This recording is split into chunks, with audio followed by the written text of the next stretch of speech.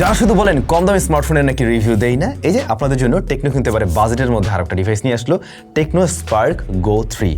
Tecno Spark গো 3 বাংলাদেশ মার্কেটে দুইটা variant ওরা লঞ্চ করে, 4 128GB, 4 64GB। 64GBর স্মার্টফোনও 2026 সালে পাওয়া যায়। কি একটা অবস্থা! দাম কমানোর জন্য এই কাজ করে কোম্পানি, আর কিছু করার নেই। আর দুইটা কালার ভ্যারিয়েন্ট আসছে, যেমনটা আপনারা আমার হাতে দেখছেন। চলেন স্পেক কি আছে একটু জেনে নেই, আর এগুলো ফুল রিভিউ খুব শীঘ্রই আসছে। ফার্স্ট অফ অল, ডিজাইনের দিক থেকে স্মার্টফোন দুইটা কিন্তু দেখতে খারাপ না। দুইটা কি মানে একটাই তো, দুইটা কালার ভ্যারিয়েন্ট আর কি। রিয়ার প্যানেলে ক্যামেরায় আমরা দুইটা দেখতে পাই, বাট এইখানে বেশ বড়সড় একটা জায়গা, আলাদা একটা প্যাটার্ন মনে হয়, ওই যে বড় ভাইয়ের সাথে একটু কিছুটা মিলে। এটা রিয়ার প্যানেলটা প্লাস্টিকে তৈরি, ফ্রস্টেড, ফিঙ্গারপ্রিন্ট হালকা পাতলা বসতে পারে, আর বডি ফ্রেমটাও প্লাস্টিকে তৈরি। খুব বেশি ভারী না, খুব বেশি মোটাও না এই ডিভাইস। বাট ডিসপ্লে হিসেবে বেশ বড়সড় একটা ডিসপ্লে পেয়ে যাচ্ছেন, যেখানে 6.75 ইঞ্চের একটা প্যানেল রয়েছে, যা IPS LCD প্যানেল, এবং এটা 120 হার্টজ হাই রিফ্রেশ রেটেড। হ্যাঁ, রিফ্রেশ রেট তো ভালো আছে, বাট রেজুলেশন কম। অন্যদিকে রয়েছে ওয়াটার ড্রপ নচ, যা 2026 সালে বেমানান।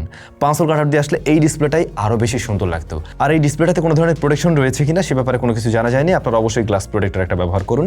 ডিসপ্লেটা এমনিতে মোটামুটি কালারফুল। তারপরে দেখা যাক, আমরা এটা নিয়ে বিস্তারিত ফুল রিভিউতে কথা বলবো অবশ্যই। ভিতরের দিকে একটু জাম্প করা যাক। ফার্স্ট অফ অল, এটাতে SoC হিসেবে রয়েছে ইউনি SoC T7250। আর যেটা শুরুতেই বললাম, দুইটা ভ্যারিয়েন্টে আসছে, 4 128, 4 64GB।